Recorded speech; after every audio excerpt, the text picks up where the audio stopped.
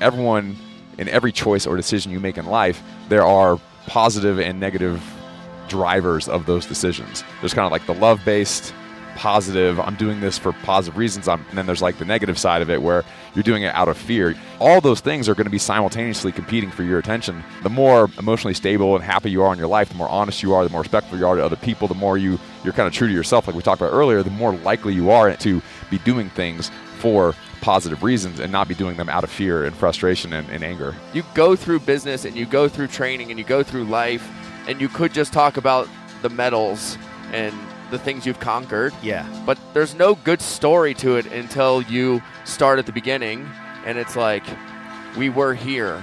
We worked really hard. Here's what we learned about ourselves. Here's the pitfalls. And then here's how we overcame it and how we grew as people. The emotional intelligence piece is like the growing piece of the entire story.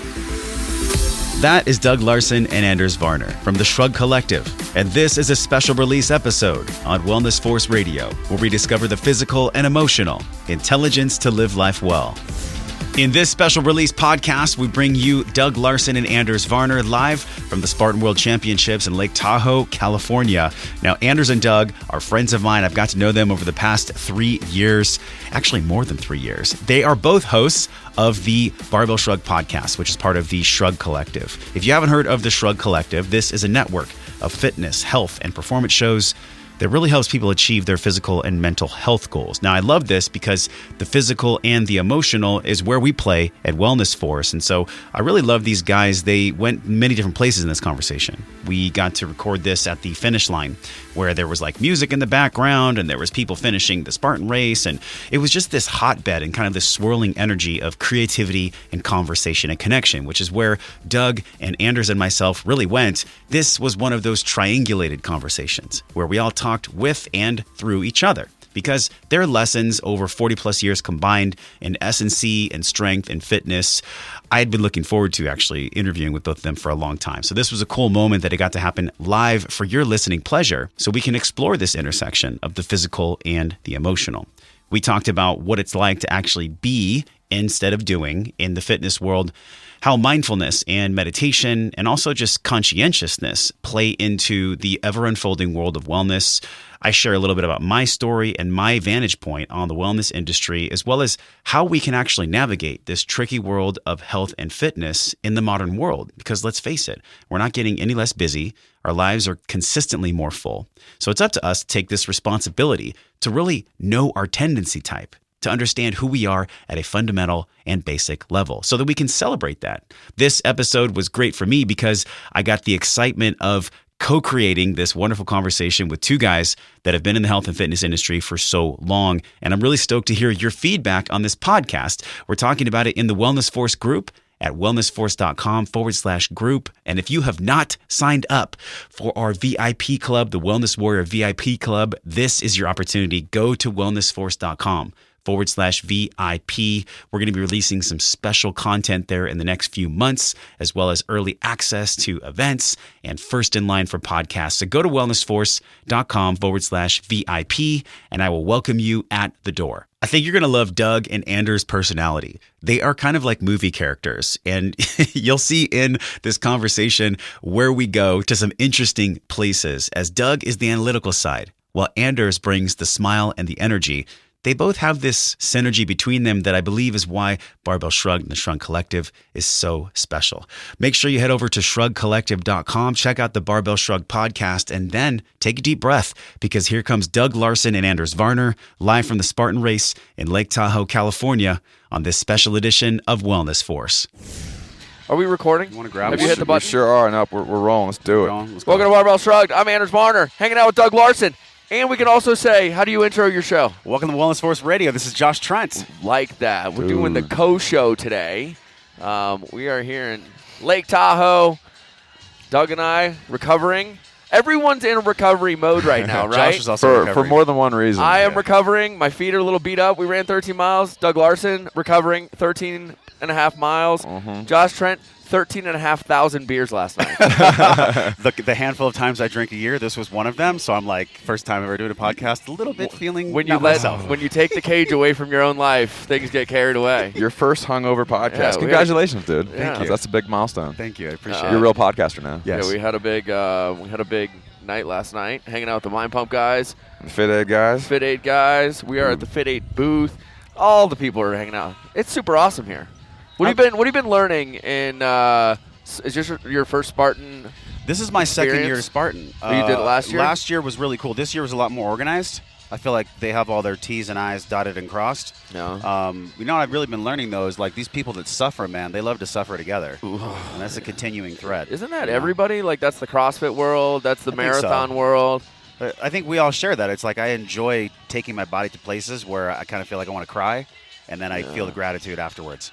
What? Dude, the easiest way for me to make friends is to do something like this. Yeah. Like yesterday, we went running with Callie Bundy and Evan DeMarco from Omax, and like I know those guys. I'd already met Evan, and we did a really awesome show together and whatnot. But like after running on the mountain for 5 hours, just like hanging out, casual conversation, like enduring the suffering that comes with fucking hiking to the top of an actual real mountain here in Tahoe, and then getting done and grabbing beers and doing a show. Like I feel like 12 hours is a huge difference in how well I know those people. And if I was just like hanging out, like at dinner, like just talking, or like at my house, like sitting on the couch, like it wouldn't be the same. Well, it's a common thread. It's like you share this suffering together, so Yeah. then you can grow through the suffering.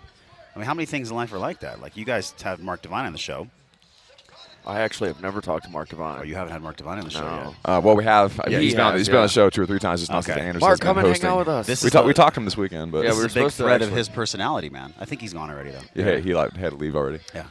We'll snag him and it's needed some time. Yeah, we were supposed to hang out with them, but we got it's been an awesome event. We've talked to some really cool people. The people you want to talk about people suffering. You heard about the people the locked and loaded. They threw the people in the cage with nothing but 24 hours. 24 complete hours. sensory deprivation. complete sensory deprivation for mental health awareness. Yes. Yeah. Did you hear about this? Yeah, incredible. I mean, what was the guy's name that did it? He was like an old war veteran, I believe. Tosh. Crooked Butterfly. Very intense human being in person. Did you interview him? I have not. I That'd be a would. fascinating conversation. His story is, dude, savage. Like fighting people with their hands, taking their own guns away, and then killing. Oh man, like one of those stories. You're like, people like you exist.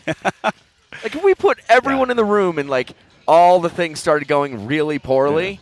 Everyone would just look at him and be like, what do we do? You know what's There's interesting only about one it? guy that Wait, has so- the answer. So he was being shot at. Instead of running away, he ran at the people, He was in.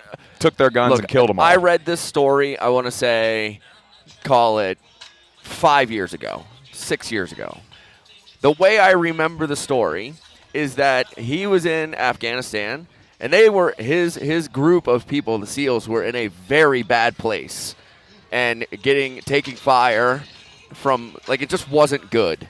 And wherever he was at, he ran out of ammunition, and instead of running away, he just started running at the enemy, fighting them with his hands, took their guns, and then just started annihilating people with their own weapons.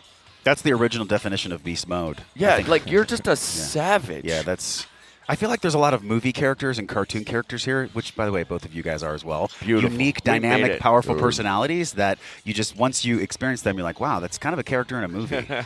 Is there anybody you guys interviewed where it was like, whoa, this guy's really intense, or this gal's really intense? Dude, Charlie there was a Angle. guy last Charlie night. Angle for sure. Yeah, he was wearing a cowboy hat with an American flag stamped Oh, over it. Hunter Oh, yeah, McIntyre. Hunter Hunter McIntyre. Yeah, he's awesome. Everyone. He is like the biggest movie character. I asked him, how do you know Adam? And he's like, oh, I do lighting for Adam in porn shoots. He's got a really nice dick. And I'm like, what? That's the way this guy talks. Wait, what Adam?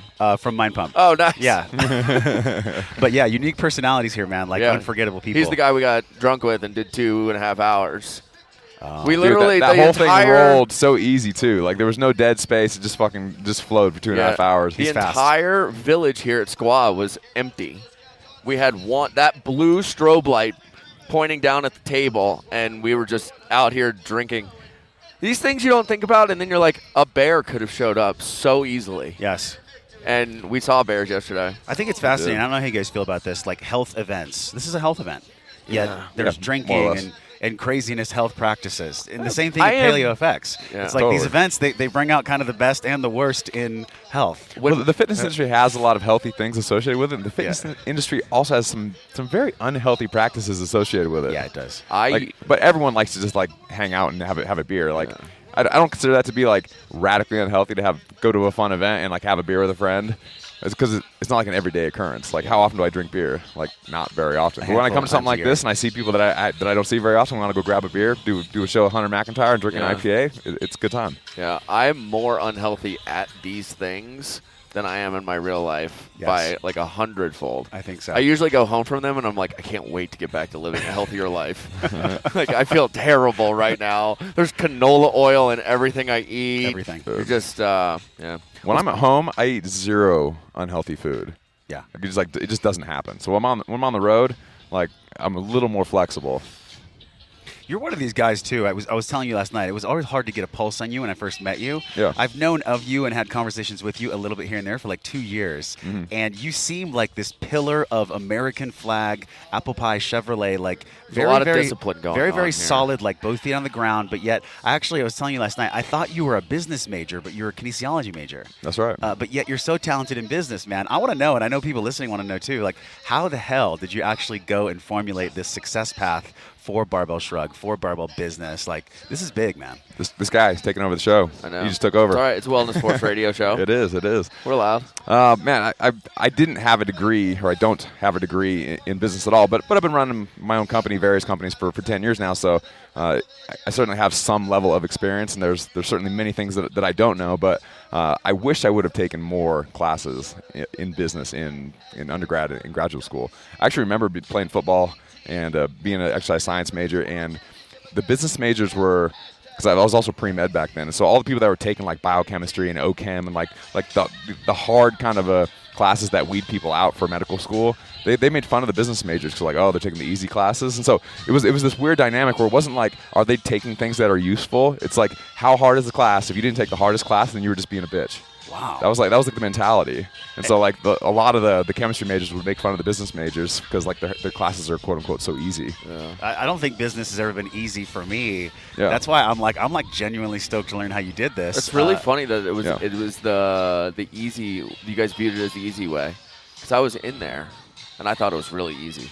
Yeah. I thought business school, not MBA was challenging, but like drinking was like a big part of the MBA, and like going to the bar and talking about like how to create businesses. Well, how is that a reflection of real life? Like, most of the connections and relationships are made over dinner, Yeah. at a bar, socially, Schools rather were- than in a business setting. School's just like a game that you can play. Like, school can be really easy if you want it to be. Uh-huh. I never was like the person that was like, did you read the book or did you just take the test? Me personally? Yeah, just generally like. I typically would cram the night before. Yeah, I was I'm a I was a night procrastinator. before, too. yeah. I still got honor roll. yeah, whatever. I can only imagine like what would have happened if I applied myself. Yeah, you know? I had like a 3.0 going into my senior year, and then I really worked hard, and I walked out with a 2.6 because I had I cranked out like a 2.4 and a 2.3 my last 2 semesters. I was like, God, I'm pathetic. Why am I doing literally nothing right now? Just wasting everyone's money. That's who you chose to be your partner on the show. I know. I'm like, man, I just got to know you that much better. Yeah. Maybe I made a mistake. Well, I've always considered you, Doug, as the Yeah. brain, like the way that you have really like moved this ship forward, this Barbell Shrug ship. Now it's this collective, Shrug Collective. But I'm genuinely curious. Like, business for me has always been a learning curve. Oh, yeah? Wellness Force is growing, but like I see what you guys have done. And it's really admirable. Like, I really respect the kind of empire. It's like almost like a barbell empire that you've created. What about your personality, man? Can you lean on and say, you know what? I think that's the part of my soul that drove the business. I think from the beginning we were really fortunate that since we had our CrossFit gym, CrossFit Memphis Faction Strength and Conditioning, we had that business before Barbell Shrug. We were able to go into the Barbell Shrug thing with a big team from the beginning, because it was basically like our staff from the gym we're all being involved in starting Barbell Shrugged. And so me, Mike, and Rob were all business partners. CTP was already working at the gym as an intern. Then we brought him into Barbell Shrugged as an owner. And then we had Chris Moore was always there hanging out, lifting weights. He's been a good friend of ours for a long time. So at a minimum, we had like those 5 people. So we had 5 people that were like super bought in and dedicated from day one, and recognizing that we can't do it by ourselves, and it's going to be way better and way more fun to do this with a group of people that we enjoy hanging out with, which that's the reason we're still doing to this day, because I get to hang out with people like you and go to places like this. We're hanging out at the Spartan World Championships in Tahoe, hanging out with people that you're like some of the greatest people that I know. Like this is like, it couldn't be better. Like as far as having like a business where it's really fun, traveling the world with your friends and fucking hanging out and talking on microphones is a pretty kick-ass way to do it. Well, I don't know if you've mentioned this before. I was talking to Doug, and I was learning, like, you came from a household where your mom's parents, like, told her how to do everything, so she left you with an open rein. Right, she really let you explore in life. Do you think that is actually what allowed you to create in business, that open space? Yeah, I think to some extent, like, as you said, like, my mom, her dad made all her decisions for her. Like, when she went to go to college, like, he got the application, he filled it out, and he said, here, you're going to this university. And there was like no conversation about it. And that was like how her whole life was. So my life was the opposite. She was just like, never told me what to do. Like, you're an intelligent person, you go figure it out. Of course, when I was 6, 7, 8, whatever, like when I was young, like she would guide me, but like she's not gonna let you run in traffic. Yeah. Once I was like in high school and college, like there was no, I had some boundaries, of course, but like she really let me, both my parents, my mom and my dad, really let me make my own decisions. And I think that was like the best thing that ever could have happened to me. And now that I'm an adult, like I feel like I have to be an entrepreneur because I just want to do whatever the hell I want all the time. If I went to go get a job, it's this like state break, like total disconnect. Like, why is this person telling me what to do? That's not how life is supposed to be. And I had that conflict with my wife a little bit, where like she tells me what to do, and I'm just like, "What the fuck is going on? No, this is not what's supposed to be happening." You're supposed to ask, not tell. Yeah. We came from very different backgrounds, me and my wife, so we've had that conversation many times. Where I just want ultimate freedom, and she wants ultimate stability, which I think is a kind of a normal dynamic in a lot of cases between men and women, or the masculine and the feminine, so to speak. You're living in that household too. Raising his hand. Like, Anders just had a baby. Like, you literally are bringing a life into the world with your wife. It actually was not a thing, and then my wife did this thing, and now we have a thing. How did you feel? Were you nervous? Were you scared? Like, seeing how great Doug turned out, like, how are you going to design this life for the baby? This guy's pumping my tires over here. I know, right? Having a kid is super cool. In all honesty, I feel like my entire life, I'm like, okay, we'll figure it out. Like, the kid's going to live.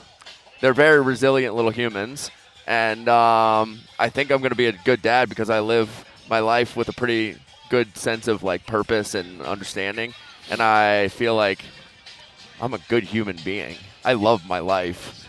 What better environment would you want a kid to grow up in than around people that are genuinely filled with like love and happiness and doing something they feel is on purpose? Yeah, like something connected to their soul. I mean, she can't talk, she can't understand me, but all I ever talk to her about is like living a life with purpose, and like effort matters, and she can't understand shit. But if I start now telling her that she's capable of doing whatever the hell she wants, assuming she wants to work really hard for it, I think it's a pretty good start. Well, I'm not even dating someone right now. I'm just like really focused on Wellness Force, but I do have this burning ember for like bringing a life into the world. And how many kids do you have, Doug? I have 3. You have 3 kids? Three boys. What did you notice about yourself in the way that you approached business when you had kids? Like, what changed about you in the way you approached your business life, the balancing act? I'm not good at the balance thing. I try hard. Yeah. What changed with how I view business as a result of having kids? I don't have a good answer for that at the moment, but I'll definitely think about it. But business became much more difficult because now I have, a second job, so to speak. I have so much more responsibility outside of business to be helping my wife raise 3 kids. I have 3 kids under 3.5 years old, and so that's a heavy load on my wife to be doing all the time, which she handles like a champ. But I have to be that much more efficient with the time that I have to spend training and or on the business. So really working hard to delegate and to make sure that I'm only focusing on my highest priority tasks because there's no time to waste. Yeah. I feel like there's like that there's something else that's very important that you could be doing. And sometimes that comes with like a lot of negativity in your brain. It's like, yes, you should be spending a lot of extra time with your wife and all these things, but when it's just your wife, you're like, we have so much time together. But now when you have like a little kid downstairs and you want to play and you want to go do all the things that little kids do, and you're like, but I have to go upstairs and work. Yes. And then you're like, man, do I really need to go work? Do I really have to go do this? It does make you much more efficient. You have significantly less time. You don't know how much time you have right now in your life. That's just free time. Free fuck off time. Yeah. I'll just do nothing right now. It's so it's fascinating you said that, because like I'll do a show and I'll be talking about like a health behavior or interviewing an expert, and I'll think, yeah, for all the parents out there, and then I think, well, I don't even have kids. Like I can't really speak from a place of truly knowing what it's like. However, I do have nieces and nephews, and I remember like changing their diapers and getting poop sprayed on me, and so like I can understand the sacrifice. Yeah. Yet I think there's something that happens to the human spirit when you bring a life into the world. They're cool, dude. Like you want to hang out with them. Yeah. Like I really enjoy the time of just going down and like watching the thing's arms freak out, and like they start talking a little bit, like the noises that come out, and you feel like you're having a conversation. You're not, but it feels like it, and it's cool. Yeah. But dude, it changes the game. I think the free time thing really is the thing that I'm like, whoa. I used to be able to go from like work, create a little bit of space in life, go downstairs, hang with the wife, do whatever we need to do, go to the gym, and now it's like I have 24 hours, and now I've got 30 hours of work. How do we do this thing? Don't you guys think that every human being is looking for minimum effort, maximum results? Like, we're all trying to kind of hack the game in health, wealth, and relationships. What do you guys do for that? What do you guys do to balance, like, the health aspect? Like, do you always train in the morning? No. That's the easiest part to me. Like, I don't even think about it. That's like just mandatory. Getting out of bed. Yeah. I train 7 days a week. I eat the same shit every single day. I eat at the same time, and that's like if there was like a flow chart, or if there was like a thing in the very middle of it, is always like I have to train, I have to eat well, and God, I hope I can sleep well. And then everything else stems out of there. Like there's like a commitment to the gym and physicality, I think, that I have to have in order for everything else to work. Like I have to go, and if I don't, it's kind of like everything else would suffer if I was not able to do it every day. So it's more of like a life practicum. You're not chasing a specific goal. Like you're not trying to get jacked and yoked right now and tan. No, literally everything is built off of me training. Yeah. The entire structure of life is built off of training. So it has to happen. Or it gets really, really unstable in my brain. I get really, really stressed out. I'm not present anywhere. And that's really when problems happen. I find that if I don't work out, I get more emotional. I'll get more testy. Yeah. And I'll actually feel like more sad as well, like more depressed.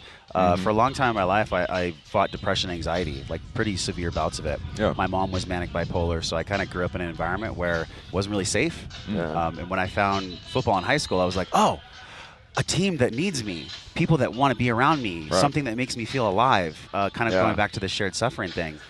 But when I left high school, I kept eating like I was playing sports. So I went up all the way to 280 pounds, man. Oh, dang, I didn't know that. Yeah, it was insane. And then I got to this place where I was drinking, and I threw down a red party cup at 21, and I was like, there's more to life than this. Yeah. And I ran home drunk for 3 miles, and I typed in the computer, like, how do I be healthy?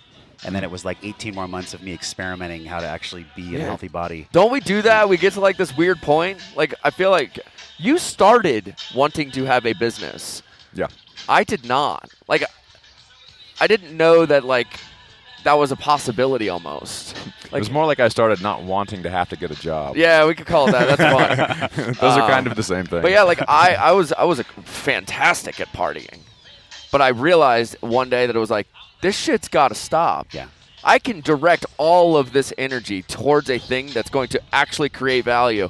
Because you start getting into some weird things. Like I was never like, when you hear people that are like really alcoholics, you're like, oh, I was never even freaking close. Right. The ones that have to drink in the morning. I was feeling like bad about things that I was doing. Like you black out once or twice, and then it becomes like more regular, and then all of a sudden you're like, dude, this is done. I need new friends. I need new everything. And I had been in the gym my whole life, and I was like, I'm going to give that thing a shot. Like that one over there, if I go to the gym all the time, I can make that a thing. Well, a lot of it has to do, it's a lower vibration. It's like drinking and getting fucked up. It's a very low consciousness, low vibration activity. Yeah. Yet, in the right context, it can be fun because you're celebrating. Yeah. But I'll raise my hand and Except for last night. Last night was very high vibration. Yes, good was vibes. Good vibes. It was good. It was all very good. No, there's a time and a place. But but when I was drinking and kind of like disassociating from my emotions, it did make sense to my heart. And I think the heart is what drives all of us, your soul, your heart. As much as you guys talk about strength and fitness, and there's like a robustness to your presence, I know that there's the soul and the heart that drives the whole thing. Do you think that your partying days help what you do now, though? Oh, yeah, because I got the contrast of feeling like shit enough. See, that's not even what I take out of it. pain. I honestly, if you put me in the room when I was from 18 to 26 years old, if you put me in the room where everybody was like drinking and having a good time, it was like, oh, this is like an audience. Like I get to get drunk and like have fun with all these people, and it's going to be the funniest night of our lives, and we can always like elevate this feeling, and it's going to be the cool kind of performing. But I was hammered while I was doing it. Okay. Non-stop performing. So do you feel like that made you a better podcaster? It made me a better coach first. Yeah. And then when I became a coach and I realized that I had responsibility, then I really was able to like hone that skill that I didn't know I was developing to actually being able to create a message that mattered. And then now I can structure that a little bit better and make it at least someone you want to be around. I've never had somebody ask me, what did you garner from your partying? That's such an interesting question. I feel like literally like that's like a real thing though. Like I was like the performing guy. Like it was like the bigger, louder, like more party we can do right now, the better. Yeah. So it's like constantly elevating. What you're doing is like you're riding on people's vibrations and you're riding on the energy of the party and like, can we make it better? Can we steer it some way? And like I was just in the room always trying to make it cooler, make it more fun. And then I got in the gym and I was like, oh shit, the music matters. Like, oh, that's a thing. And you start just piecing all the little widgets together that made for a really fun party to now I have a gym that looks like a frat party every day. And it's a lot of fun to train at. Yeah, and we're getting really big and strong. And it turns out that's a successful thing. Yeah. You just know how to create a vibe in a place. People want to be around the fun energy. Yeah. Man. I got most humorous class clown in high school because I went to high school and like my home life was shit, so I wanted to like be accepted and have fun. I was the guy that would do anything. Like somebody would say, "Go, I dare you to do this," and I would like peel my shirt off and paint and like have snot coming out of my nose. I was like definitely a kid that was running from things. Yeah. And so, but humor was this great tool. Yeah. And I think humor in business and life and relationships, it's like people that don't have humor, they don't really succeed, man. Yeah. Without humor, it's hard to have success. So it's like a lot of stand-up comedians, a very high percentage of them have troubled pasts. Yeah. And Look at Joe Rogan. Holy shit. Sure, what do you mean? Oh, dude, he's got a lot of troubles in his past. Yeah. Yeah, he fought depression for a long time. He's talked about it. I think that's why he and Jordan Peterson connect. Because Jordan Peterson also struggled from depression.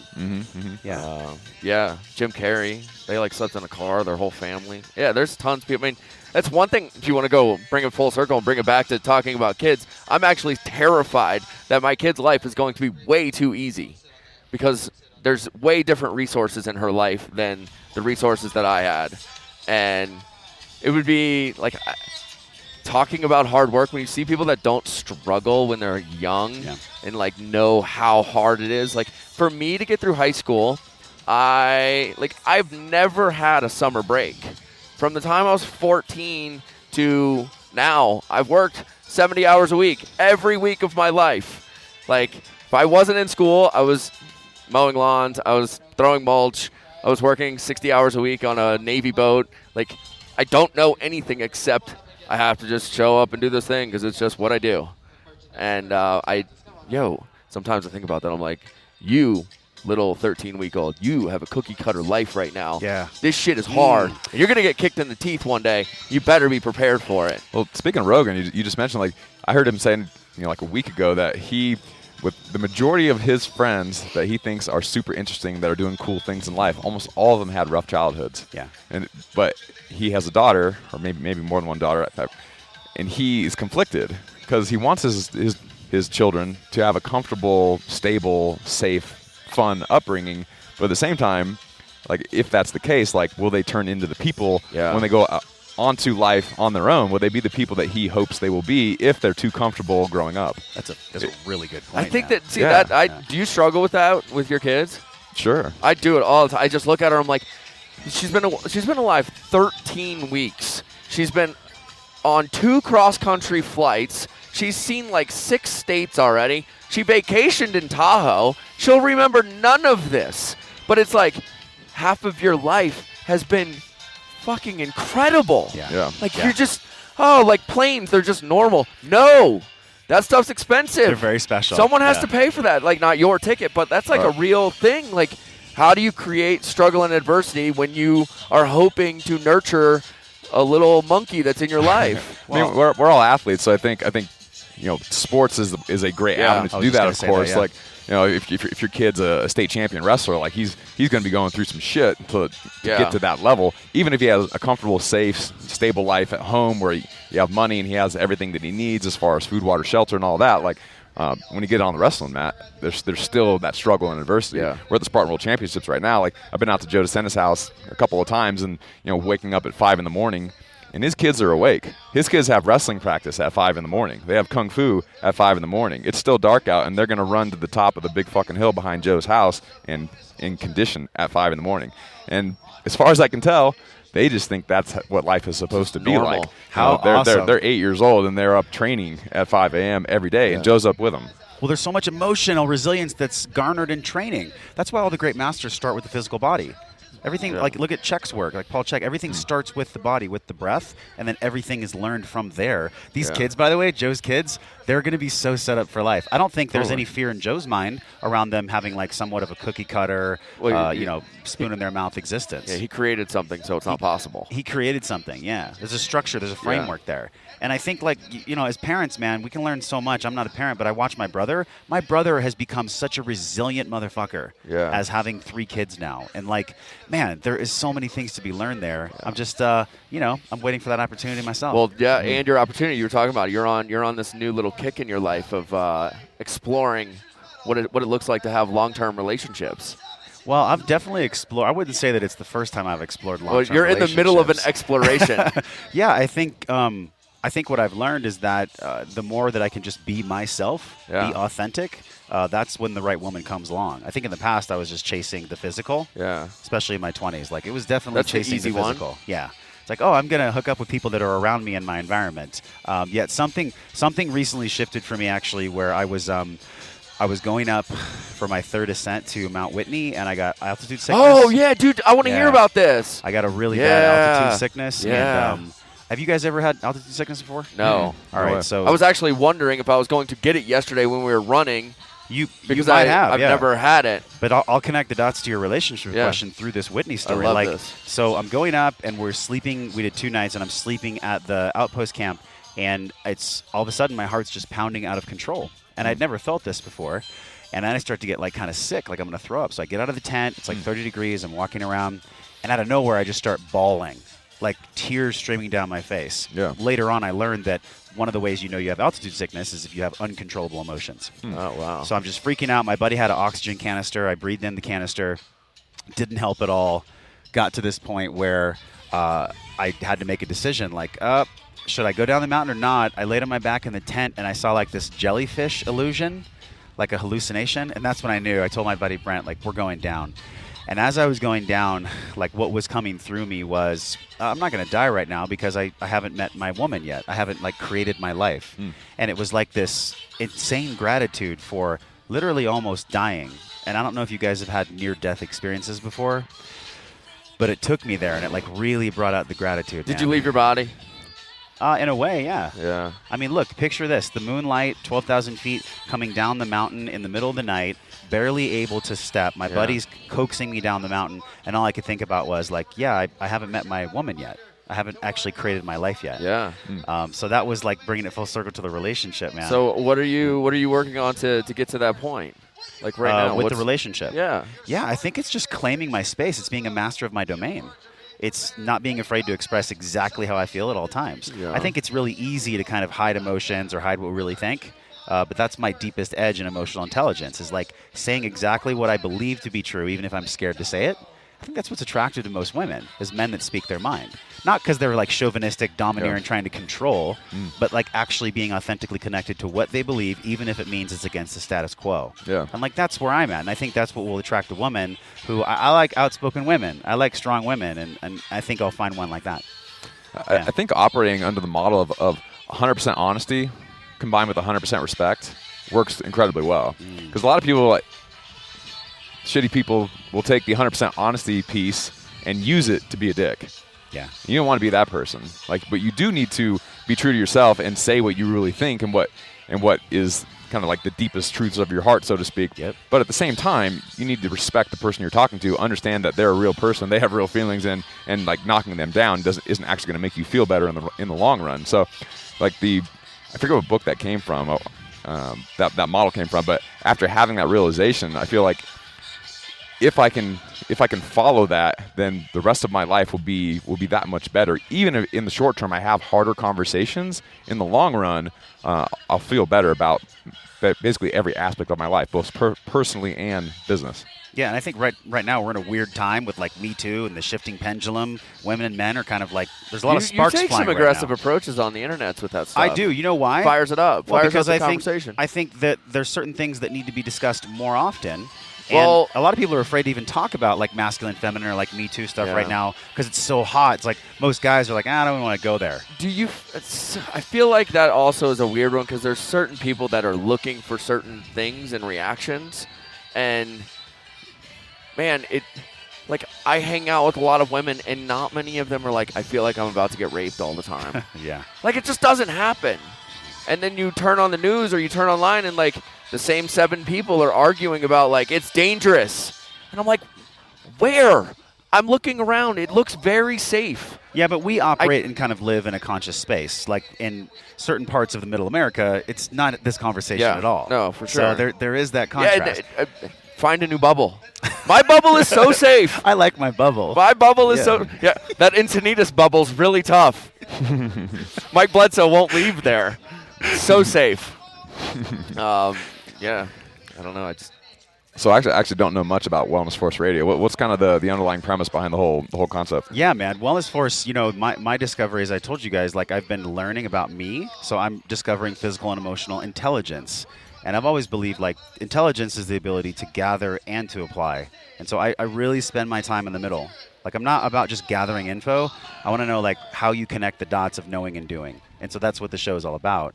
And a lot of it honestly goes more to the emotional side because I feel like in order to actually want to train or do breathing or have some kind of a morning routine, there has to be an internal fire as to why the hell you want to do that in the first place. And that internal fire comes from a really unique place in most men and women. So I love to interview like behavioral psychologists and people that are all about behavior change and connecting the dots of like, actually, how do you change your habits? How do you do that? Yeah. Who are some of your favorite interviews? You know what, guys? What'd you get out of them? I loved Gretchen Rubin. I don't know if you've really? heard of her work. I have. I've heard her on. I've listened to her podcast a little bit, and then I've listened to her on probably Tim Ferriss or Rogan, one or the other. Yes, her and Tom BILYEU were probably my favorite interviews because they have just this resilience, but yet they're not rude. They're just strong, and this strong presence when it comes to like this is actually the way that I've learned through my research and my experience, and the way that I articulate it, the trust, the power that they both had, both Gretchen and Tom, when they speak.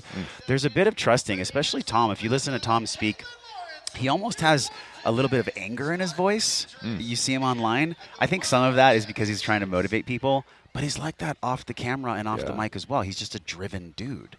Gets up at like 4:30 in the morning. Maybe he fasts 3-4 times a month, like full keto. He does a lot of suffering practices himself. But I think those are the two guests, man. I really enjoyed their presence because Gretchen still has this ability to be a woman, yet she's so powerful and strong. And look how many people she's leading towards a better life. I think millions of copies of her books have been sold. What's her book again? There's Happier Than Before, and then there's another one that I'm blanking on the name right now. There's 4 ways that people understand their types, personality types. Yeah. Her book is called The 4 Tendencies. Gotcha, that's the one I've heard Yeah, of. the 4 tendencies. So obliger is what I am. Obliger does better with external frameworks for accountability. So like for me, like how I maintain my focus on my life and my health is for Wellness Force, like all the people that I talk to. Because I do well with that. But then there's people that are upholders. Upholders are like the ones where they don't need any external framework. They're just driven from the middle. They do whatever they do. And then there's rebels that say, fuck you, I don't do anything that anyone says. I only do it because I want to do it. Yeah. And then I'm blanking on the 4th one. But there's these 4 types of people. Is it kind of like the love languages where you may be a physical touch person, but you also need like you're a little bit of each, as in like the whole pie, but Yeah. maybe like 60% one. 40. Yeah, I think we all overlap. Like, you're not Yeah. going to put me in a box, although Don't we put always me in want a to. bubble. Isn't it interesting? Whenever we meet people, we always want to know, like, oh, what do you do and who are you, so we Yeah. can log it in our subconscious. That's why these But things that's not are so who the cool. fuck we are, man. We're not Yeah. just like somebody that you meet and like get put into a box. That's why the podcasting thing is so cool. because you You can get actually to have a full open the box. conversation with a human. Yeah, man. You get them past their thing that they're comfortable talking about, and then it's like, oh, here we go. But with Wellness Force, man, I really talk to women. Like 60% of the audience is women. And so when I'm asking questions, or like even in our conversation, I'm thinking, what would my grandma or my mom, or if I had a sister, if they were standing right here, like, would they vibe on what we're talking about? Do you think that the more emotionally in touch us male people are, we lose the ego and the masculinity that may make us special? That's a powerful question. Well, I'm serious. Yeah. I think that, especially in this bubble that we live in, Yeah. where everyone is in this personal development, it's like we all had this ego for a long time, and we listened to it for a really long time. Paul Chek calls it like the warrior phase, and then all of a sudden it's like, I was wrong. Now I have to become, now I'm in touch. No. And it's like, no, you don't have to pay 100% attention to the alpha-driven ego, but don't lose your masculinity. Like, Right. Still And be a fucking savage. I actually think, and people are going to be like, fuck you, and I don't really care. Masculinity right now is under attack. It really is. Like, especially when you look at the major outlets of news media. If you look at the conversations and how they're shifted, even the phrase toxic masculinity. Like, what the hell does that even mean? To be a toxic you can be a toxic There's feminine so too. many good words that they use for this stuff. But the answer to your question is no. I think the ego is actually our amigo. And I forgot where. I think it was in an NLP course. I've never heard anyone fucking say that before. the ego's my amigo. The ego's our amigo. We don't want to smash it. If we didn't have any amigo or any ego, then we'd be like bland white toast with no butter. There'd be no spice to our soup. We wouldn't actually enjoy life. Now we've got all the metaphors going. No, I'm just like we have to have. But there is. Do you have a Wellness Force shirt that says that my ego is my That'd be a amigo? tight shirt. I fucking need Awesome. one of those. No, I'll buy it. but Anders, like, yeah, we have to have some touch to it, but I think there's some practices that we can do to have mild ego stripping, psychedelics, maybe physical thresholds being breached that can take us to being less in the ego driver's seat, so where the ego is not just driving us.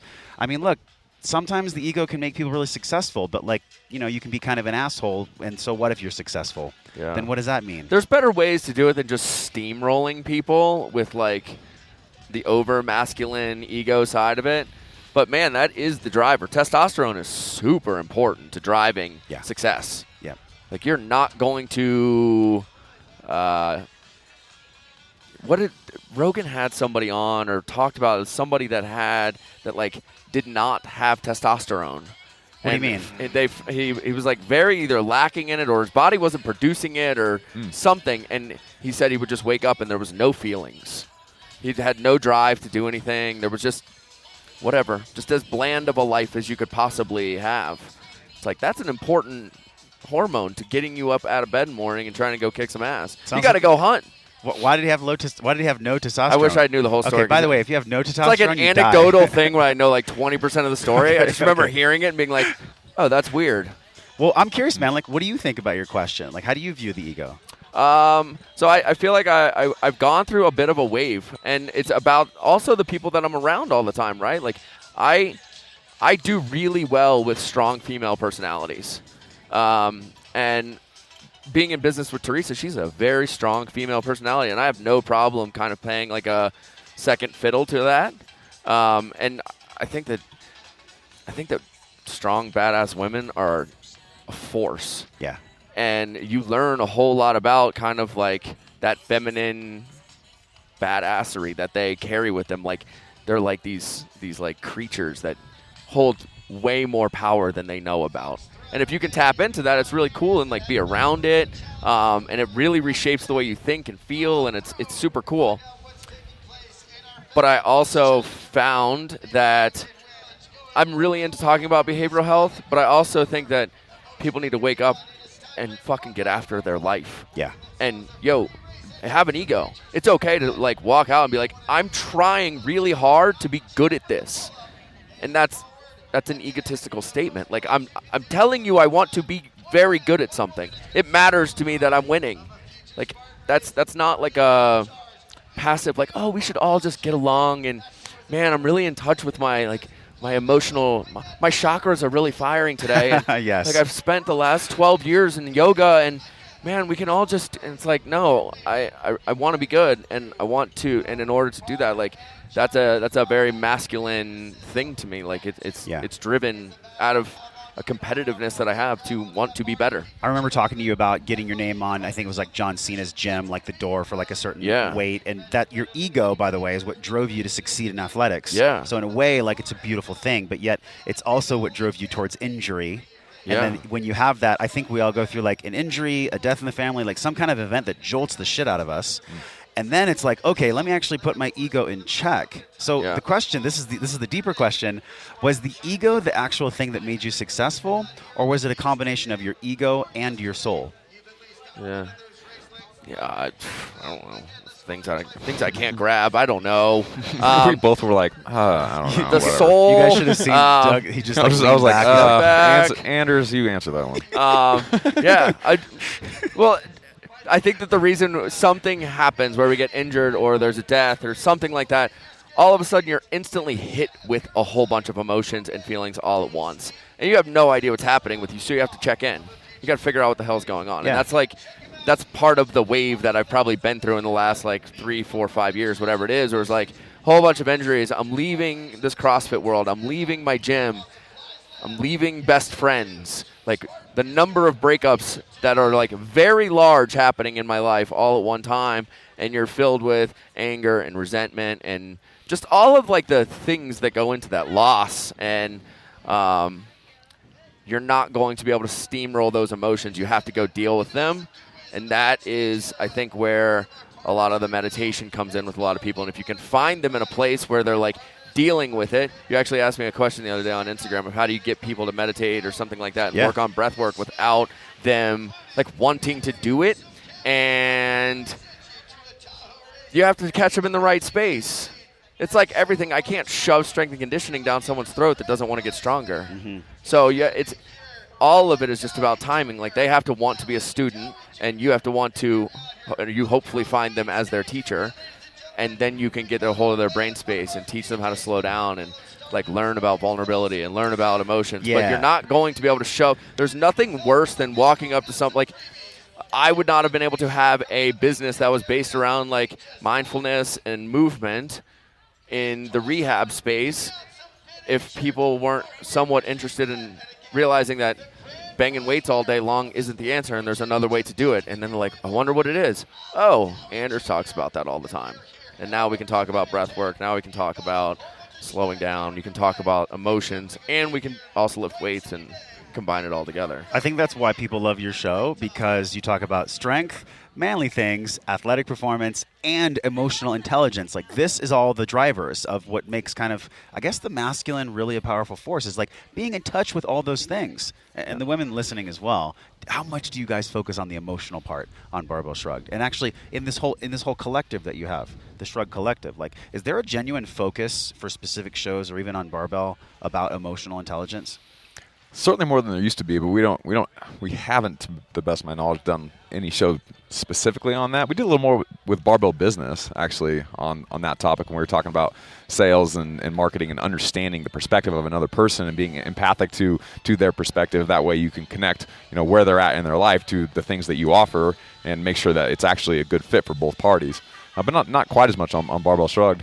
If I reinterpret your question from a second ago, the ego versus soul thing, kind of the way that I've been thinking about that since you said it was, everyone in every choice or decision you make in life, there are positive and negative drivers of those decisions. There's kind of like the love-based, positive. I'm doing this for positive reasons. I'm doing it to be a better person because I like who I am. And then there's like if I say the ego is like the negative side of it, where you're doing it out of fear. You want just because you don't think you're good enough, and you want other people to like you. Yeah. All those things are going to be simultaneously competing for your attention. The more emotionally stable and happy you are in your life, the more honest you are, the more respectful you are to other people, the more you're kind of true to yourself, like we talked about earlier, the more likely you are in that case to be doing things for positive reasons and not be doing them out of fear and frustration and anger. You're a pretty even keel guy. Like you seem to be operating from the middle in the most part. Like not too sad, not too happy and screaming. Right. Have you always been like that? Like Yeah, I was very fortunate. I had a very stable, happy upbringing. My parents never told me what to do, and like I said earlier, and that was, I think, just so incredibly good for me, because when someone doesn't tell me what to do, the underlying assumption there to me is that they trust that I know what to do. Yeah. That means they think highly of me. They respect me, and they think I'm intelligent and all those things. And so in that case, I never wondered if my parents, thought I was going to be good enough to pull something off, to go to college or to start a company or to compete, at a high level in any athletics. Like, I just assumed that they thought I was good enough because they were like, oh, that sounds cool. Go do it. Like, we believe in you. And I always felt like they believed in me. And having that upbringing, it has just made life so much easier, because I don't have all these like negative belief systems about myself that stem from early childhood that I can't shake in my later years, middle years. That's so true. I think Yeah, I'm very lucky in that respect. Thank you for telling me that, man, because I can totally feel that from you now. Yeah. I think of the emotional intelligence stuff that we talk about a lot on the show really is the story. Like, we could tell you, like, you go through business and you go through training and you go through life, and you could just talk about the medals and the things you've conquered. Yeah. But there's no good story to it until you start at the beginning, and it's like, we were here. We worked really hard. Here's what we learned about ourselves. Here's the pitfalls. And then here's how we overcame it and how we grew as people. The emotional intelligence piece is like the growing piece of the entire story. Yeah, and I think the more hardships that we experience from an emotional perspective, the more capacity we have as somewhat of a leader or an influencer to speak from that space. Yeah. Like, I left fitness and wellness for 3 years and went to a technology space and sold tech registration software for active.com. For like races and marathons, because I was like, oh, I don't want to train clients anymore and count reps, and like I'm just tired of holding space for people in sessions, which I think a lot of trainers get to.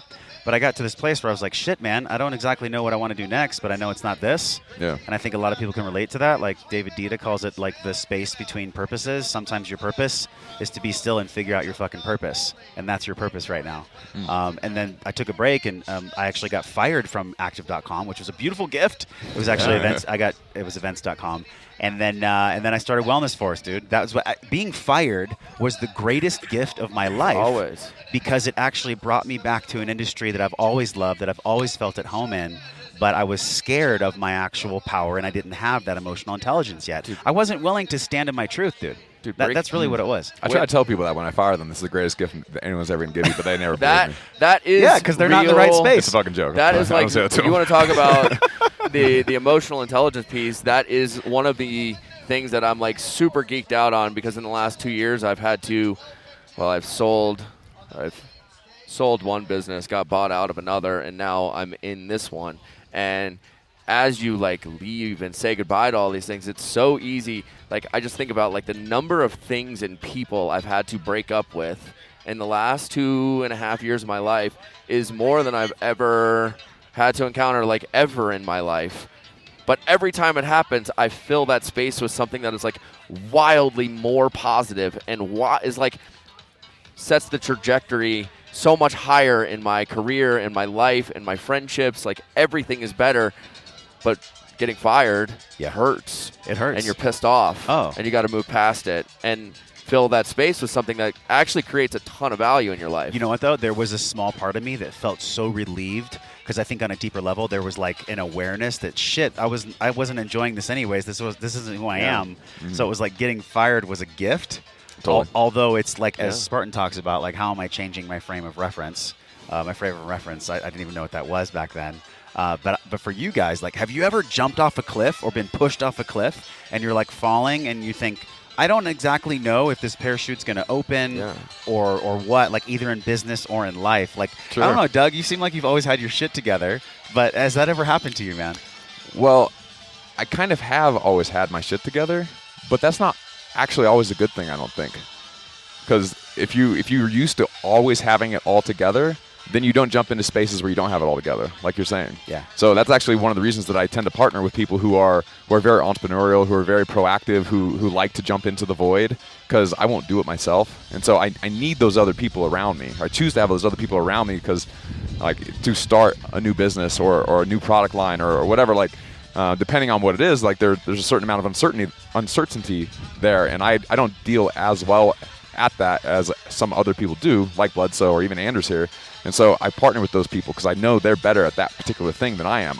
I do better when there's an established way of doing things, and we can make it more efficient, and we can scale it, we can make it big. But when we're kind of floating in the middle, searching for a business model, so to speak, I don't do as well there. I do great when I know exactly what I'm going to go to, and I can see the exact logistics of the path. But if we're just like, this will not do that anymore, and then we'll go figure it out, I don't do as well there. Bledsoe does great there, and so that's when I kind of turn it over to him. And I say, this is your time to shine. Figure out what we're going to do next, and then I'll grab a hold of it, and we can push it forward. Would you say that your deepest edge of emotional intelligence that you're leaning into is being uncertain and partnering with people that don't care? I don't know if I'd phrase it all in that particular way, but I think it's very important for everyone to know what they're good at and what they're not good at, and to be honest with themselves about I'm not good at this. I got to find someone else that can help me with that piece, because even if I get better, I'm never going to be great. We're all on a spectrum. We can all get better, but some people start in a different spot on that spectrum than others. It's easy to frame that in the physical realm. Some people, the first time they bench press ever, they bench press 3 wheels, 315. They just can. They started further down that spectrum than a lot of other people. Yeah. But there's people that started benching 150 that, with a lot of training, got to 450. So with training, you can get past those people that have more natural talent. But if that guy that started at 315 trains, he can bench 900. So it just kind of depends on where you're at on that spectrum.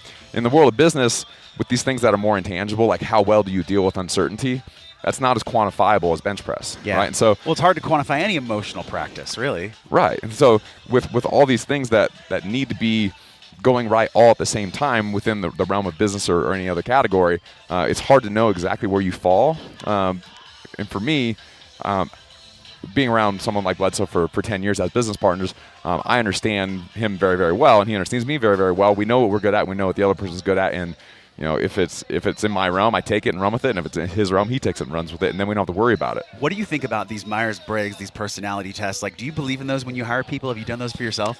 Oh, yeah, we've done all those things. None of them are infallible, of course, but they do give you a beat on where somebody's at. If you take a Colby score and you look at how you do work versus a Myers-Briggs personality type, introverted, extroverted, etc., versus the five big personality traits: openness, conscientiousness, extroversion, agreeableness, and neuroticism, which is kind of what most clinical psychologists, psychiatrists really feel is the most valid one, because it wasn't just a made-up categorization and then you stick people in the categorizations. It was actual real meta-analysis or whatever it is to figure out all the correlations between different whatever. There's science behind it. I don't know all the science, but that's the one that people tend to gravitate towards as the real test you should be doing. But we've done all those things, and again, they shouldn't determine who you are. Yeah. And if you turns out it says you're introverted, it doesn't mean, oh shit, now that I identify as an introvert, I can't talk to other people. Yes. It should should such a floating scale on those things too. Well, yeah, they're all on a spectrum, like we just said. Yeah. But they do help give a good idea of kind of who you're dealing with in a very short period of time. It's like doing a fitness or mobility assessment on someone before you train them. Yes. You just kind of, at that point, you kind of know what you're working with. It doesn't mean you can't change the things that you found. You certainly can, but it gives you a beat on what you're dealing with. You know what would be really cool if somebody created an emotional FMS, right? There was something for the physical where we can test mobility. To have somebody go through an emotional test, what do you guys think that might look like? I'm just spitballing here. What's the hardest thing you've ever done? You're that's not the hardest thing in the world. You're a 4. Okay. We need to create more struggle for you. Or what if it's how people judge situations, people's empathy? One of the things Peterson talks about is agreeableness. Men are typically less agreeable than women. Right. Women are typically more agreeable. So this is why the data shows that women tend to make less money and not be in as high-powered positions. But I think that's a floating scale as well. And I'm kind of understanding now that Yo, Marion in the lot house. of us. What up? Oh, what's up, Marion? Picture Snap time. that photo. Picture time goes really well on podcasts. Oh, jump in. Dude, we got Seed Hunter. The Seed Huntress.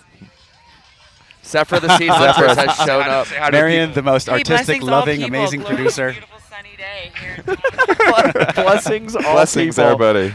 Where are you going to be? Oh, we've only been talking for 30 minutes. Yo, girl. Yeah. All right, come back in 10 minutes. Yeah. She's Peace like, out. fuck. We'll see He's you trying guys. to get rid of me. Where are you going to be? Boom, boom.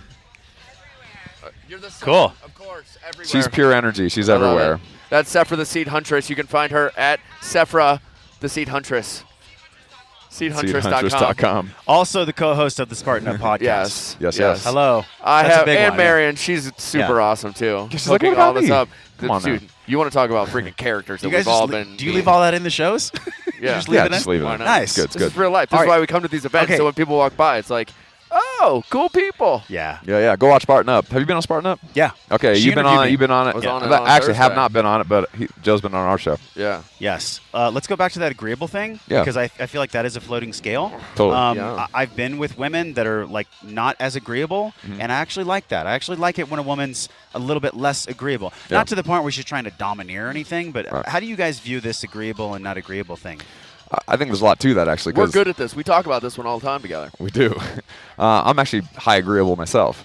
And again, there's pros and cons to everything. You need to understand where high agreeable can be a very good thing and where high agreeable tends not to be a very good thing. I think being high agreeable, to your point, like Jordan Peterson talks about that a lot, where people that are high agreeable tend to that's negatively correlated with success. Yep. People that are like, fuck no, this is what I want. I'm not doing what you want to do. No way. The people that say, oh, okay, whatever you want to do, they just aren't as successful. They don't make as much money because they don't negotiate as hard, or they don't end up doing the projects that they want to do that they're as passionate about, because there's a lot more of a fight that it might take to get to be the leader of a certain project in whatever context. I don't know if I can necessarily change that specifically. I think it's all on a sliding scale, and I can get better at that. But I bring that back to what I talked about earlier. I know that I'm high agreeable, and there's certain things in business where it's not good to be agreeable. Well, do I have someone on my team who's a better person to negotiate this particular thing than me, I can tell them exactly what we want, and then they can go negotiate it. And I can't get drawn into, oh, okay, now I see your perspective, we'll do what you want to do. What was it about Anders specifically that you and Mike and the whole business wanted to bring him on the show for? What was it about him specifically? This is so. I like kicking it with Anders. Yeah. At like the hang most out. basic level, like we Yeah. fucking have a great time together. Yeah. I don't know how this relates to the personality types necessarily, but Andrew's actually fairly high agreeable too. I feel like Mike is as well. Like I tend to get along with people who are pretty agreeable as well. If someone's super disagreeable and I'm high agreeable, there's a lot of conflict there, and I'm just like, fuck, I can't hang out with that guy. Like everything I say is like, no, I don't think so, and I'm like, fuck, just like it drags me down a little bit. They're probably less agreeable than I am, but if they were super disagreeable, then I wouldn't get along with them as well. Yeah. I probably fit in the middle of them very well. I can. Doug and I do really well on the business side of this thing, and I also like to get creative and be a little bit. I jumped into the void like you earlier. You were asking like I don't remember what it was jumping off the cliff without knowing who's gonna catch you. Yep. I've been doing that for a very long time, like my entire life. That actually is like one of the situations in which I feel the most comfortable, because you're creating chaos in which you're able to then create a nice path out of that chaos. I mean, I left home so early that it was like I went into a structured environment, but in my brain it was like, oh my gosh, I just left home. I have no friends. I don't know who to trust. And one of the coolest skills I think that came out of that, and every time since then that I have jumped off the cliff and not really known where I was going to land or be caught, hopefully, when you do that enough and you get really comfortable with it, you read people really well, and who's like a good person to be next to. Like, who do you want to learn from? You get a really good like vibe off of people, and you can feel if they're really interested in your success. Like when you walk into the Mind Pump House last night, like everybody is there to elevate everyone else. Yeah. And when you get into a room and everyone is like that, if there's one person that isn't playing at that level, it's so obvious. You can feel it. There's just like a random bad person in the corner. Yeah. And I think that the more you jump and the more you meet bad people or people that aren't aligned with you, you can kind of make a skill out of like being in the right rooms with the right people that everyone is trying to make everyone better. I think the reason I asked why were you on the show is because I think there's this ability for you that I've experienced, and I haven't known you too long, but it's this between agreeable and disagreeable. I think you do have your foot in both. Like, I don't see you as a dick, but I know you could be a dick if you wanted to be. I could definitely do that. That's how I feel about you. Well, I think when I was CEO of my gym, I was more of a dick because it had to be my way. And now I work with 2 people that I think are genuinely like the best. They invented this whole effing thing. Like they laid the path for everyone that's talking on a mic right now. Yeah. And talking about fitness. It's actually really true. I didn't think about that. So I'm literally partners with the 2 people that I consider to be the best at what we do. Why would I walk into any conversation and think I know things? Like, I've got a really good idea, but look, let's hammer this thing out and let's figure out, like, I'll let you guys lead the conversation and I'll bring what I like to think is a really good opinion and a lot of experience to the conversation as well. But I don't need to come in and steamroll a conversation because I'm already working with the people that are the best at what they do and have this endless experience, and I'm very appreciative and lucky to be in that situation. I feel like we should do a group hug right now. You're fucking smashing it, by the way. Thanks, dude. Keep it up, dude. Hell yeah. What are you guys looking forward to, though? What, like, you're curious about more interviews, 500 more shows, 1,000 more shows? Like, I'll tell you. How does the hunger stay I'll tell there? I'll tell you. Yeah. 1 billion downloads. Think about that one. How many lives are you affecting if you have 1 billion downloads? At least 10 years. At least hundreds of millions. Yeah. You got 10 years. 2028, billion downloads. I think about it a lot. I think about it all the time. But that's an extrinsic. What about an intrinsic? Well, I mean, the show's going to get better because in order to get there, our shows are going to get, like, significantly better. Yeah. Like, we have to become a clearer, more concise message. But it's also a network now. Yeah. We're allowed to develop talent. It doesn't have to be, we don't have to be right. We can let other people live their own little truths and authentic messages and cultivate their talent. I think the intrinsic should be the deep motivator. The extrinsic stuff is just a kind of a reality of life. Like you have bills to pay and things like that, and you have to do that. So you have to make a certain amount of money to make sure that you're not homeless and all that. But for this, I would do this no matter what. Yeah. Like regardless, like if we were making zero money, I'd still be like, fuck. Like how can we podcast today? Just because I really enjoy it. Yeah. I like hanging out, having these long form conversations, and I don't think it'll happen in the same way if you're not on microphones. Like the fact that we can dig into a deep conversation where we're talking to each other, but we're not talking to each other.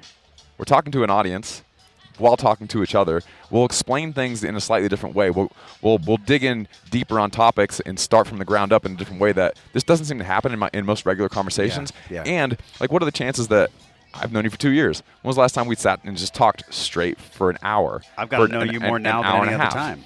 Right. And so I'm a person who I'm quite introverted at times, less so than I used to be when I was younger. And I don't tend to connect with people really, really quickly outside of kind of like what I was talking about earlier, like going for like a 5-hour race. Like I have that all that time to connect with somebody doing something physical that I really, really enjoy. But in day-to-day life, it's rare that I'll just sit down and talk to somebody for an hour or 2 hours. Like it just doesn't happen. So I like to have a condition like podcasting where I systematically will automatically speak with somebody. Yeah. Often a new person that I'm really interested to talk to that I've never met before in some cases for like 3 hours, and then walk away at the beginning of the day maybe not knowing them at all, and like 4 hours later I think they're my buddy. Yeah. I think I don't do that any other way. This format, like I do a lot of writing, and I hate reading things that aren't well written. And this format in a long form is like doing good writing, in that you have to have a good vocabulary.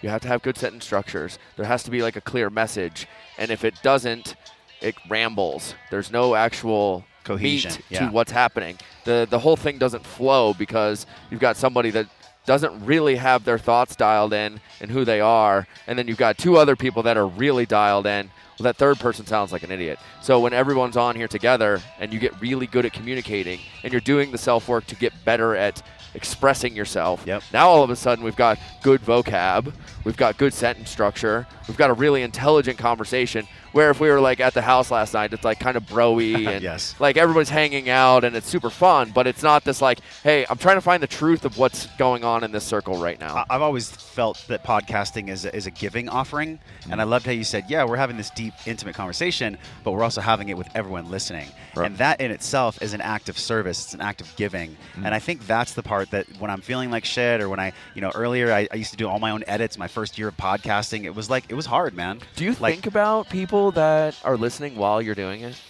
No, not in particular, but I'm aware. but I understand that when I'm aware. explaining Are you? something, I'm not explaining it to you, Anders, because you don't know. I'm explaining it to an audience that may not know. Like if I'm talking about energy systems, I know you already know, but I'm saying it all again anyway. And if we're in regular conversation and I was explaining it like I do on a show, you'd be like, "Why are you saying this to me? You know that I know that. Like, why are you saying that?" And so it's subtly different. And because you're on a show, say we just met, I can ask you a fucking real question, a deep question that if we weren't on a show, It'd be awkward. You'd be like, that's kind of intrusive. I don't really know you. Who are you, and why are you asking me this fucking crazy personal That's question? why I'm asking you questions about your family. Yeah. Right. And so on the show, I want to have a real conversation. I don't want to have a small talk conversation with anybody for the most part. I want to have only real, meaningful, cool, fun conversations. And so the show, that's all you're going to do on the show. This medium makes you hate small talk. I was just gonna say that. I was just gonna say that. I live in a condo complex, and there's one driveway that services 8 2-car garages, and the neighbors will come into the driveway to talk to each other, and I hate small talk so much. I will drive through their conversations, and the normal nice person thing to do would to park your car and go say hello to the neighbors. I will close the garage door because I get so freaked out because I either don't want to I don't want to have the small talk, and then I kind of don't want to go deep either, because then we're going to have to like really get into it. So I just exclude myself from all conversation. Well, I actually feel the same way you do. I get viscerally upset when someone's talking about Kim Kardashian's puppy sweater. Oh, yeah. Or like something where I'm thinking to myself, and even like, guys, I don't know how big you are in sports. Even sports can fall into that I category. hate it. Where people, all they want to do is talk about basketball and football, and it's just like, does that even impact your fucking life at all? I was at a wedding 2 weeks ago. We've just talked about it for an hour, I was at a wedding 2 weeks ago, and they were talking about the NFL and fantasy football, and I was like, all I could think was, you're all wasting your life. Stop it. And then 2, they asked me something. I was like, I don't know 5 people in the NFL. Yes. And they were giving me like all the clues, and we got to 6. Like, that is such a small number. Where there's people that, at one point in my time, I could probably name you entire baseball teams, when I cared a lot. But, man, when you sit down and realize how many people waste their life away on Sunday watching 6 to 8 hours of football and drinking 6 beers. Meaning. Woo! Both of you guys have always struck me as people that want meaning and that embody meaning. So I would love to ask you my signature question, even though we're doing I our love shows this. together. Yeah. Wellness. Like, what's your definition of wellness? I would love to know, Doug. Like, how do you see wellness in your life, man? How would you define wellness? I could take that question in many different directions, but I think if the combination of all the different aspects of your life, wellness within the physical, emotional, psychological, if you feel like you have like inner peace, so to speak, like you have clarity of thought, you're not distracted and like lost in thought, you're not constantly thinking about the past and have anxiety about the future, then that's true wellness. If you can be at peace with yourself and you're just kind of content day to day, and you're not constantly in a thought loop of frustration, anger, etc., then that's true wellness. You can be fit and healthy and lean and look great and fucking hate yourself at the same time, or the opposite. You can be like totally chill, so happy, and be physically unhealthy. I don't think that's a good idea to do, but I think that's your inner state really is the most important thing, because if you're, like I said, if you're fit but like you're just chronically unhappy, then why does it matter that you're fit? You fucking feel like shit all the time. So ideally, you're maximizing all these categories. You are in shape. You're eating healthy food. You're gonna live a long time, and you have healthy relationships, etc. And you have that deep inner peace. Yeah. Dope. How do you see it, man? Dude, everything I think about now is I would say this is the newest definition that I've got, and the floating understanding of what fitness and wellness is, but the 3 things of attention, intention, and manifestation. So the things that you're paying attention to, what are you doing in your free time? Where is your brain when you're on your phone? Like, what are you reading? What are you learning about? How do you feel about those things? Like, do they bring fulfillment to your life? Is it aligned with what you should be doing? Like, if you're watching doing fantasy football and watching the Kardashians, it's probably not bringing a lot of fulfillment to what you're doing. So you don't feel great about your decisions and your actions. And then the manifestation is that you're going to, like, how do you express it? That is the creation, the action side of creating your own life. So, yeah, anytime I'm in a place, I'm like, the things that I do, I'm here, I'm with you. I'm always around people that are trying to be very, very good at what they do. So my attention is always focused around people that are trying to be very high achievers. So I don't have a choice. I'm either going to be a very high achiever or I'm going to get kicked out of the group, which would totally suck. Yes. Like, you wouldn't want me around if I wasn't trying really hard to be great. Yeah. And I feel awesome about that. My intention on my own life is so just, I feel like I've been at this for 22 years in the gym and 8-9 years professionally doing this, and I'm finally get to a point where I get to hang out with Doug and be a professional. That's incredible. Like, I just started. Who knows where this thing's going? Yeah. Like, I'm finally in a place where I'm actually capable of being around the people that I want to be working with at the highest level, that have already been there, know how to get there, and have built this respect and trust. Like, if that isn't fulfilling to your life, that your entire life, the thing you've been doing more than anything else in your life, and at 35 years old, now I'm in a place where I get to go, like, oh shit, we can turn the afterburners on right now and light this thing on fire. Like, let's go. It's like all of the dreams have manifested into this moment, being at Spartan, being able to be around all the people, being on the road with him, like being a part of the Shrugged Collective. Like, it all happened. Why? Well, because I think about it all the time. I'm around the people that are capable of showing me the way, and I do it every single day of my life, and that's wellness, dude. Be around the people, feel good about it, fulfillment in your life, and taking action to continue making that path happen. That's a deep answer, man. We went deep. This has been so fun, guys. I see wellness differently now than I ever have, because I know that physical and emotional are big, but the more I've explored the intelligence of physical and emotional, the more I actually learn about the spiritual. And so that's a whole different show. Yeah. But I think spiritual health is also... have the seed hunteress. Yeah, like spiritual and faith is a big deal. But thanks, guys. This has been so dope, man. Dig it. At Wellness Force. At Wellness Force, yeah, wellnessforce.com. Wellness Force Radio, just pretty much Wellness Force. Trent_SD. Trent_SD, but also Wellness Force. Yeah. I have 2 IG accounts. That's a big one. Right on, man. Yep. You can find me on Instagram, Douglas E. Larson. Also have my own site, DougLarsonFitness.com. Check that out. And we do Barbell Shrugged every Wednesday, sometimes Saturdays, most Saturdays lately. Most Saturdays. Then we do Technique Quad every Sunday if you want to learn how to lift weights. I have about 140-ish episodes on how to lift weights. We're crushing life. Thanks for having us on your show, and thanks for being on ours all at the same time. Thanks for the mutual. We finally did it. And we totally we finally did it. It only took a year and a half, so guys. So good. No, I really appreciate the work you do, and this was super special. So thanks for having me on. Very cool. You bet. See you guys next Wednesday. Later.